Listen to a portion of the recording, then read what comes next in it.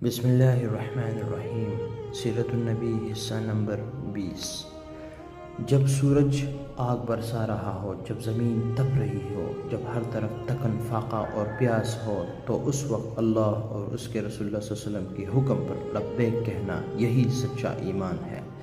غزوہ تبوک اسلام کی تاریخ کا وہ عظیم لمحہ تھا جب قربانی، اخلاص اور صبر کے سب سے بلند مثالیں قائم ہوئی۔ یہ جنگ نہیں بلکہ ایک امتحان تھا، اور کامیاب ہونے والے قیامت تک کے لیے سرخرو ہو گئے۔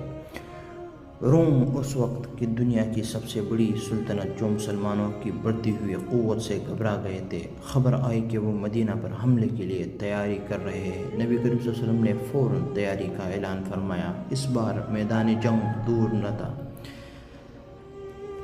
لیکن کچھ ہی فاصلے پر تھا۔ شدید گرمی کا موسم، کھجوریں تیار کھڑی تھی، لیکن حکم آیا، نکلو اللہ کے راستے میں، ہلکے ہو یا بوجھل، اور ایمان والوں نے دل و جان سے لبیک کہا۔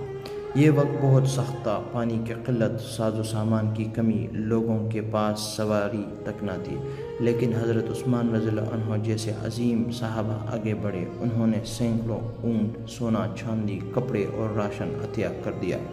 یہ وہ لمحہ تھا جب محمد رسول صلی اللہ علیہ وسلم نے فرمایا، عثمان، آج کے بعد تم جو بھی کرو اللہ تمہیں معاف کر دے گا۔ قافلہ تیاری کے لیے مراحل میں تھا، اور قربانی کی داستانیں رقم ہو رہی تھی۔ جہاں مخلصے کا قافلہ تھا، وہیں کچھ منافقین بھی تھے، جنہوں نے گرمی کا بہانہ بنایا، کہا یہ سفر بہت طویل ہے، کھیت سنبھالنے میں ہے، اور نبی کریم صلی اللہ علیہ وسلم نے جواب دیا، جہنم کی آگ اس سے زیادہ گرم ہے۔ یہ وہ موقع تھا جب سچ اور جھوٹ الگ ہو رہے تھے، جب دلوں کی نیتیں سامنے آ رہی تھی۔ بالآخر نبی کریم صلی اللہ علیہ وسلم نے 30,000 صحابہ کے ساتھ مدینہ سے رخت سفر باندھا۔ راستے میں پانی کم، مشکلات زیادہ اور سخت گرمی۔ صحابہ کبھی ایک بوند پانی پر گزارا کرتے، کبھی ایک کھجور کو چوس کر سفر جاری رکھتے۔ یہ قربانی کا قافلہ تھا جو دنیا کو بتا رہا تھا، ایمان صرف زبان سے نہیں، عمل اور قربانی سے ظاہر ہے۔ جب مسلمان تبوک پہنچے تو روم کے دلوں پر خوف چھا چکا تھا۔ انہوں نے مقابلے سے گریز کیا۔ اللہ نے بغیر جنگ کے فتح عطا فرما دی مسلمانوں کو۔ نبی کریم صلی اللہ علیہ وسلم نے کئی قبائل سے معاہدے کیے۔ اسلامی اثر و رسوخ شام کی سرحدوں تک پہنچ گیا۔ یہ ایک بہت ہی اہمیت اور عسکری کامیابی تھی جس نے دنیا کو حیران کر دیا۔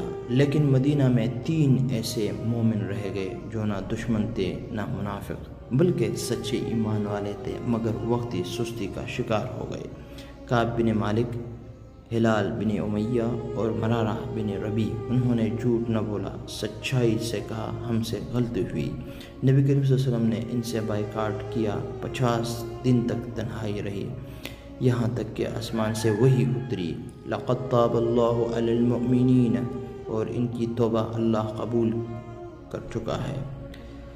یہ واقعہ قیامت تک کے لیے ایک سبق ہے۔ سچائی، ندامت اور اخلاص کی ہمیشہ قدر کی جاتی ہے۔ آج کے لیے اتنا ہی، انشاءاللہ مزید بیان کیا جائے اگلے قسطوں میں۔ جزاکم اللہ خیرا۔